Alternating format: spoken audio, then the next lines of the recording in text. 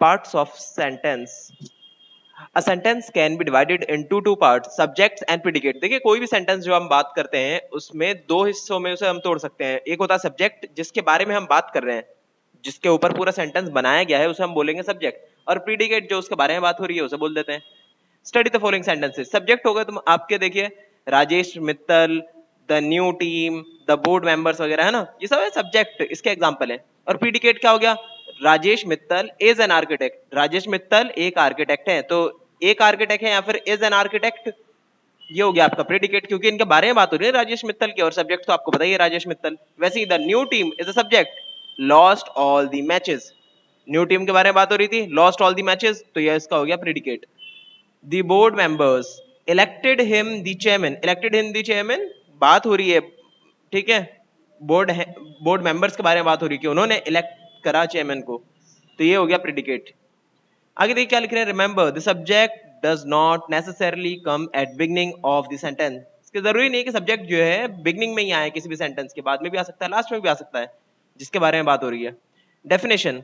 The subject can be defined as the part of sentence which refers to the person or the thing about whom or which something is being said. In words, in other words, the doer of any action is called a subject. कि कोई भी काम को करने वाले को subject बोल देते हैं, या फिर जिसके इर्द गिर्द पूरा सेंटेंस बुना गया होता है उसी को बोल देते हैं हम उसी को हम बोल देते हैं subject.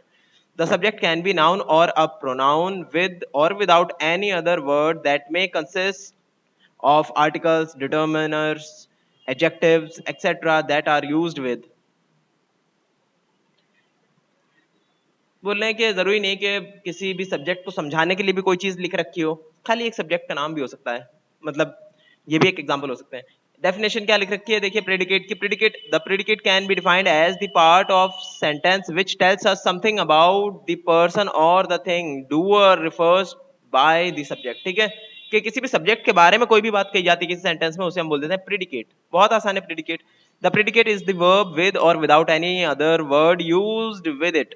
It may be an object, a complement और एन एडवर्ब. ठीक है, किसी चीज की तारीफ हो सकती है, किसी बारे में बात हो सकती है ना, किसी सब्जेक्ट के बारे में कोई भी बात, उस सबको हम बोल देते हैं predicate.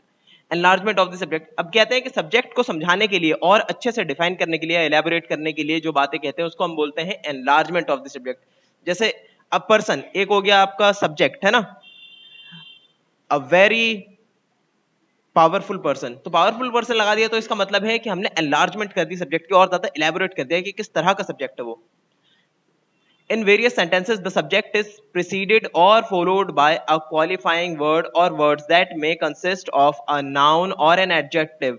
Such words add meaning or elaborate the subject. ठीक है, elaborate मतलब समझाना अच्छे से उस चीज को.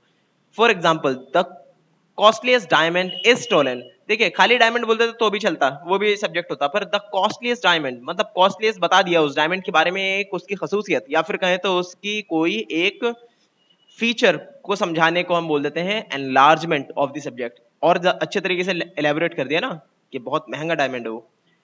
इन the sentence the subject part is diamond because something is being said about it.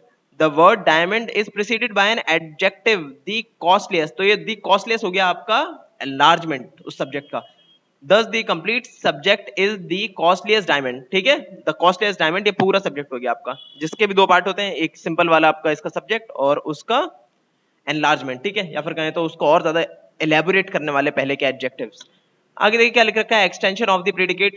ये हम जो है कल पढ़ेंगे. ठीक है, आप जितना समझाया मैंने वो आप रिवाइज कर लिए अच्छे से. कोई डाउट हो तो मुझे कॉल कर, मुझे जो है मैसेज करके पूछ लिए.